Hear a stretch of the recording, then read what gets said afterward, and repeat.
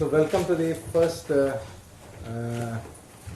Vyasa SJC class of the West Coast.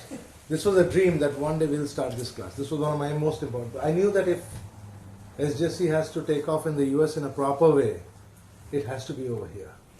Normally the SJCs throughout the world, we name it after a rishi, and it's normally after rishi. So the person who is to normally ensure that the classes go on, one of my students, he's given the choice of choosing the name of a rishi that he likes very much.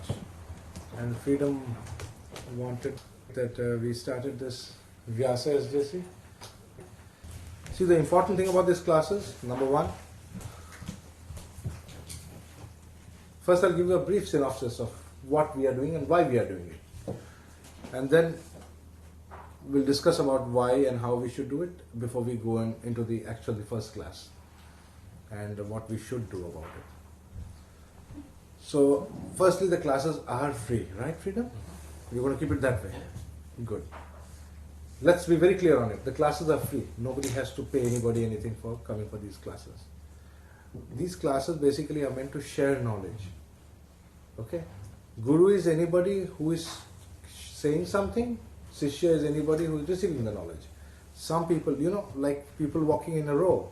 Some people are ahead of others, that's all. Guru is not God. Guru is not a diksha guru. That means he is not somebody who is taking you towards spirituality. He is not a spiritual master. Let's be very clear on that. He has no right to be a spiritual master.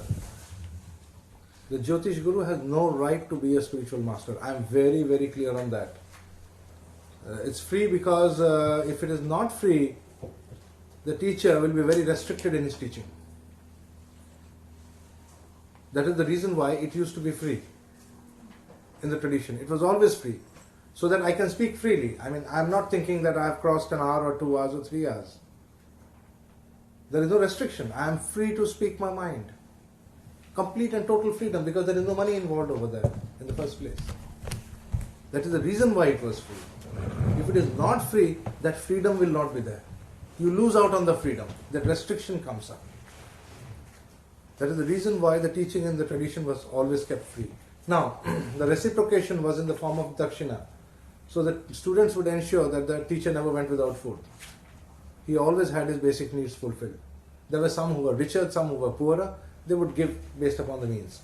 But in the modern world, that doesn't happen. So if we are going to have a course in the future as we have planned, it is natural that some students who we expect to take the course and who will take a degree from the course or things like that, Vila is working on that, planning on that, will probably pay for the course, right? Yeah. But we'll try to keep it as reasonable as possible. But that is different anyway from these classes. Just because you're coming for the classes, it doesn't mean you have to take the course. I'll be very clear on that also. It's purely optional. There is no this thing. And I'm hoping that this group will grow into a very nice friendship circle on Jyotish. It is all about friendship. Nobody is anybody superior. Okay? Now, the tradition. The tradition traces itself back in Orissa to Chaitanya Mahaprabhu. It is said that the tradition lineage had somehow dwindled and things had gone down very much in Orissa after the all kinds of invasions and wars and all that we had. So Chaitanya Mahaprabhu revived it. Now, that's the first and important statement, that Chaitanya Mahaprabhu has revived the tradition. Now, when we say Chaitanya Mahaprabhu has revived the tradition, the question is, who gave him the authority to revive the tradition? Who is he who can revive a tradition? For this, the authority we get is from Brihat Parashara Shastri, chapter on avatars, which we will be doing today. And why did he revive it? How did he revive it? How did he go about it? Is one issue. Anyway, it comes down to through a disciple of his called Achyuta. And this person's father was, Achyuta was a Shudra by birth and became a Brahmin by karma. Isn't that fascinating? It is clearly mentioned in his book that I was a Shudra at birth and because my father was a Shudra by his profession. And I was upgraded to a Brahmin because of my karma. So that means even at the time of Chaitanya Mahaprabhu, caste was not hard and fast. It all depended upon what you are working, what you are doing. So we will go into caste today also a little bit, because we have to understand gunas. Guna is very important. So today's discussion is going to be on gunas also. These are the foundations of Jyotish. And what else I need to talk about tradition? The tradition then went on, it went on from student, teacher. And the tradition was completely centered around the Konarak temple, not the Jagannath temple. The main temple around which our tradition is centered is the Konarak, is the sun temple. Astrologers through ages have been sun worshippers. Whether it was the great Varahamihira or it was the Ra worshippers of Egypt, over centuries they have been the sun worshippers, all astrologers. And if you see the Patanjali's Yoga Sutra, there also you get to know that if you wish to know the movement of the planets and to know what they hold in the future of the mankind, you have to meditate on the sun. Patanjali's Yoga Sutras clearly mentions that. So undoubtedly they used to worship the sun god and Surya, and from there they got the knowledge. So our tradition was hovering around the temple. Naturally, the biggest blow to the tradition came when during the Muslim invasion they came and completely bombarded and broke the temple. So naturally they completely devastated the temple. And then they were going towards Puri to break the Puri temple. But the astrologers of the king's court of Puri, they were far more smarter than the Bhubaneshwar king. And they were far too intelligent. That must have been one of my forefathers. Thank God. He said, it's stupid to fight these bombs. They're coming with cannons. You can't fight them. You need brains to beat them. Because these people don't have brains. Be sure of it. So what they did was they put lime on top of the temple. And when the Muslim invaders came, instead of running with guns and swords to this thing, they went and welcomed them with flowers. Come in, come in, come in. So they were shocked. So they said, okay, so they're giving up without a fight.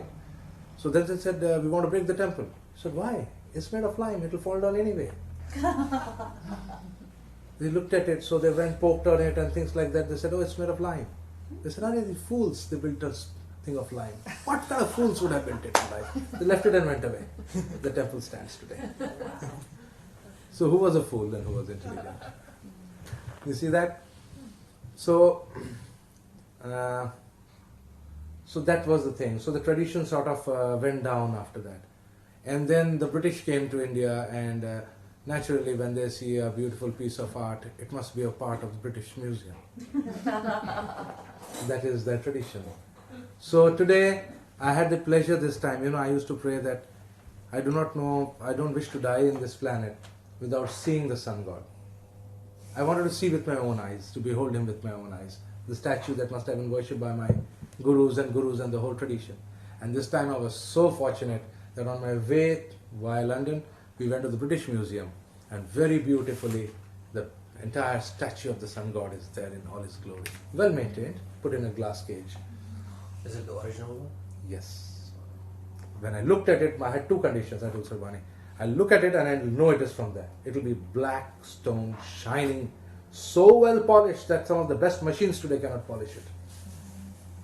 And he'll be wearing boots. The sun god wore boots. That means there was at that point of time a culture in which people wore shoes in that country. This is called Konarak Temple.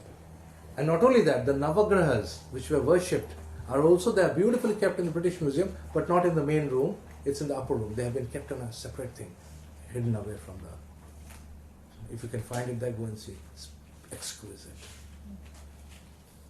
So replicas of that are now kept in the near Konarak, and the prayers and the pujas continue in Orissa.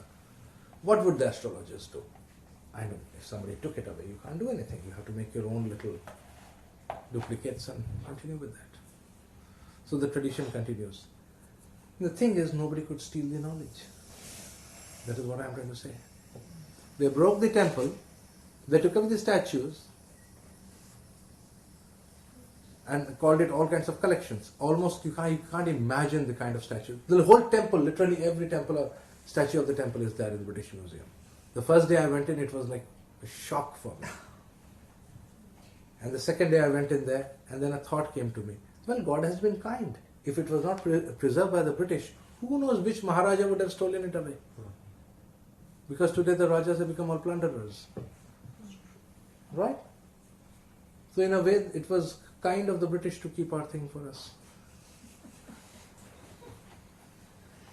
Okay, so the knowledge continues. And what I want to say is that knowledge cannot be stolen. That was the essence of what I was trying to tell you all. Nobody can steal your knowledge. Nobody. It is up to you to give it to whom you wish to give it. The person who is taking the knowledge, if his heart is not open for the knowledge, he will not get the knowledge, even if you wish to give it. So it is very open to come for the learning with an open heart. The mind will get energized by itself if your heart is open to the knowledge. That is why the entire effort of the tradition was to meditate on the heart chakra. The meditation is on the heart chakra, not on the mind chakra. The real meditation is always on the heart chakra. Because if your heart is not open to something, nothing else will open. So the question is how to change your heart.